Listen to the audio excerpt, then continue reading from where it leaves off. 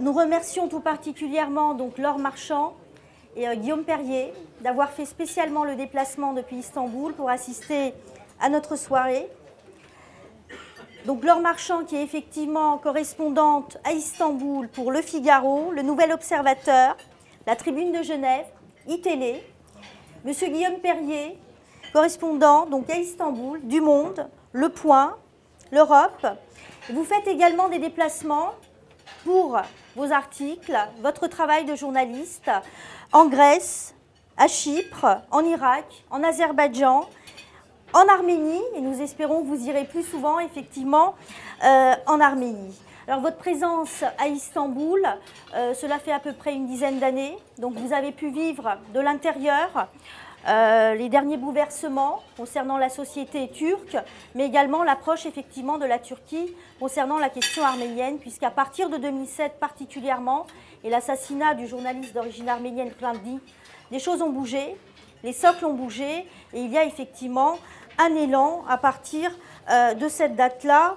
Et sachez que la FAJA a été, dès la première heure, présente et a bousculé un petit peu les tabous de cette diaspora qui avait peur d'aller en Arménie et en Turquie, pardon. Un lapsus qui est révélateur. Je disais que la FAJA avait été présente dès les premières heures, puisque Gérard Cholakian, ici présent, était dans les premiers jours à Istanbul, aux obsèques de Hrant Dink, et qu'ultérieurement, sous l'impulsion de notre barreau et notre bâtonnier, Christian Charrière-Bournazel, nous avons continué l'émission d'observation dans le dossier Dink. Notre bâtonnier Castelin a poursuivi ses missions et Madame Christiane Ferrachoul, notre bâtonnière, a également poursuivi ses missions. Sur le livre, Alexandre a dit tout à l'heure, elle est née là-bas.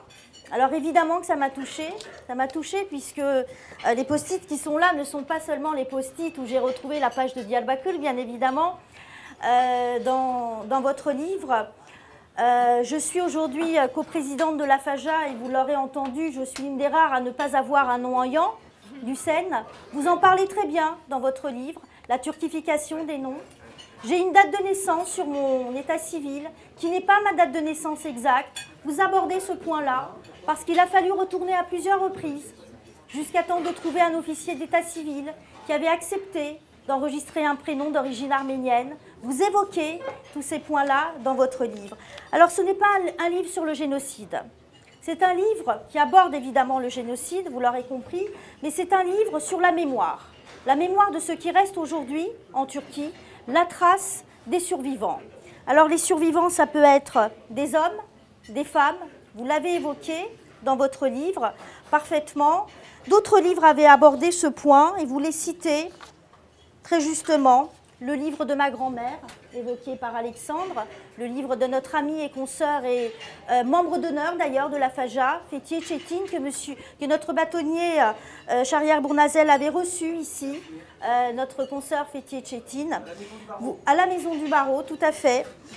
Vous avez d'autres livres, Torunlar, qui est la suite de ce livre, à savoir Les petits-enfants. Vous évoquez également le livre Les restes de l'épée, qui a une ressemblance avec le livre que vous avez écrit. Mais la particularité, c'est que ce sont des Français qui ont écrit ce bouquin, qui est un livre, un hommage aux Arméniens qui restent aujourd'hui aux traces. Alors je parlais des survivants, il y a les grands-mères, il y a les petits-enfants, mais vous avez fait parler aussi les pierres, vous avez fait parler les églises, vous avez fait parler les non-dits, les lieux, vous avez fait parler les commerçants, vous avez fait parler dans ce livre ce qui n'était pas dit.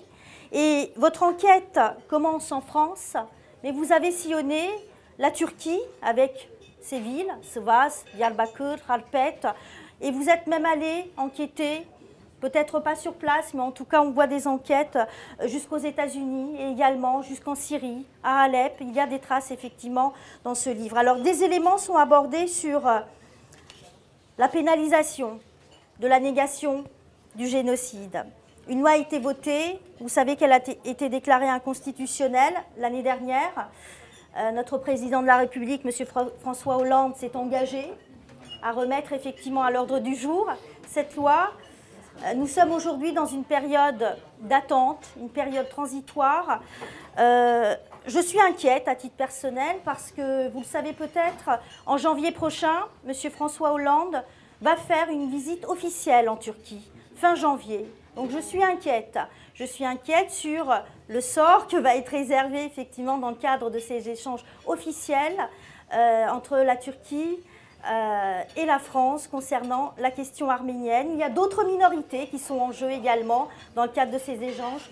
On sera obligé de citer effectivement la minorité kurde qui est dans le cadre de ces échanges franco-turcs. Cette inquiétude. Votre livre aborde cette question, mais vous abordez également d'autres sujets qui étaient tabous, qui sont toujours tabous, des socles bougent, à savoir la reconnaissance par la Turquie elle-même du génocide arménien. C'est une question très difficile, houleuse, parce que pour la Turquie d'aujourd'hui, reconnaître ce génocide arménien, c'est se renier elle-même. C'est effectivement dire que des membres fondateurs de la République de la Turquie d'aujourd'hui peuvent être des complices ou des auteurs. Les cadres fondateurs de la Turquie moderne d'aujourd'hui ont pris parti effectivement dans le cadre des exactions qui ont été commises. Les Turcs peuvent utiliser le terme de massacre, mais lorsque l'on passe au terme de génocide, il y a un élément intentionnel en plus qui ne peut pas être abordé. Dans votre livre, vous évoquez également ces lignes qui bougent parce qu'il y a des colloques, des conférences, une société civile turque qui veut aborder ce point, cette problématique du génocide. Cela bouge difficilement. Sur le terrain politique, le gouvernement en place, bien évidemment, ne fait pas de pas. Il y a un seul parti politique, le parti BDP, le Parti pour la paix et démocratie, qui a osé et ose reconnaître le génocide arménien et demande la création d'une commission sur ce qui s'est passé au moment 1915, mais antérieurement. Les Kurdes revendiquent effectivement l'ouverture de cette commission, la création de cette commission. La semaine dernière, le coprésident de ce parti était présent en France, M. Selahattin Demirtas. Je lui ai demandé si effectivement ces reconnaissances étaient toujours à l'ordre du jour, puisqu'il y a des élections municipales l'année prochaine. Les Kurdes sont en bonne lice. Alors je parle des Kurdes et de ce parti parce qu'il ne faut pas oublier qu'ils représentent 20% de la population en Turquie. Et c'est important d'avoir 20% de la population qui a reconnu le génocide arménien aujourd'hui en Turquie et qui est prêt à ce qu'il y ait une commission qui soit introduite. Un autre tabou que vous avez évoqué dans le dossier, la diaspora.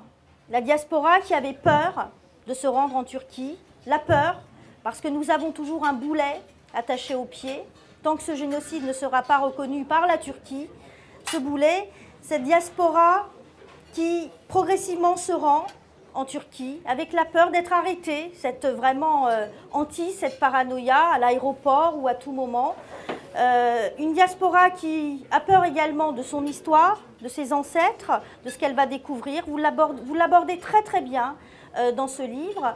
Alors je l'ai évoqué tout à l'heure, cette diaspora dont nous faisons partie. Il y a déjà plusieurs années, nous avons commencé, nous avons franchi ce pas à titre personnel et à titre professionnel dans le cadre de notre métier d'avocat avec le barreau de Paris, dans le dossier Dink, mais également aux côtés des confrères turcs et kurdes interpellés dans les affaires KCK. Donc ce tabou progressivement est levé également par la diaspora. Ce livre-là, vous l'avez vu, je l'ai feuilleté, je l'ai étudié, je l'ai surligné. Et le point positif, évidemment, que l'on doit évoquer et qui m'intéresse parce que sur Diyarbakır et à côté de Diyarbakır, on connaît un bourreau célèbre, Reşit Bey, qui était un gouverneur dans la localité, mais féroce, d'une atrocité, qui a envoyé au massacre des milliers d'Arméniens. Mais aussi, à côté, vous avez Hüseyin Nesimi, injuste. Injuste, dont nous, les Arméniens de Diyarbakır, connaissions l'existence. Et je vous remercie dans ce livre d'avoir évoqué cette donnée de l'histoire, bien évidemment, qu'il y a eu des Turcs, des Kurdes qui ont sauvé des Arméniens. Vous évoquez ce point-là.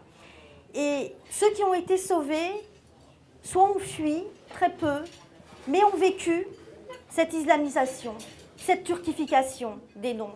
Vous l'évoquez dans ce livre, ces Arméniens islamisés de gré ou de force et aujourd'hui une composante de la société turque, bien évidemment.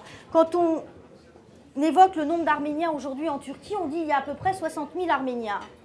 60 000 Arméniens purs, ou en tout cas qui n'ont jamais renié leur arménité et le fait qu'ils étaient chrétiens. Mais si nous rajoutons à cela les milliers d'Arméniens convertis, les centaines de milliers probablement, et si Hrant Dink a été assassiné, c'est aussi parce qu'il a révélé une de ces personnes qui ont été adoptées, une fille, la fille de Kemal Atatürk, puisqu'il avait mis à jour, dans le cadre de ses enquêtes, que la fille adoptive de Kemal Atatürk, cette fille qui avait été adoptée dans un orphelinat, Sabiha Gökçen, était une orpheline arménienne.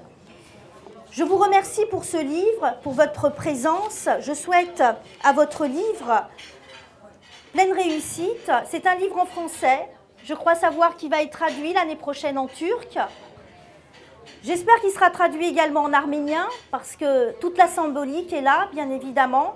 Et peut-être que ce livre fera une grande sœur ou un petit frère quand on parle d'un reportage, je ne sais pas ce qu'on dit exactement. Donc on vous remercie pour votre présence et je vous invite, si vous le souhaitez bien, venir dire quelques mots.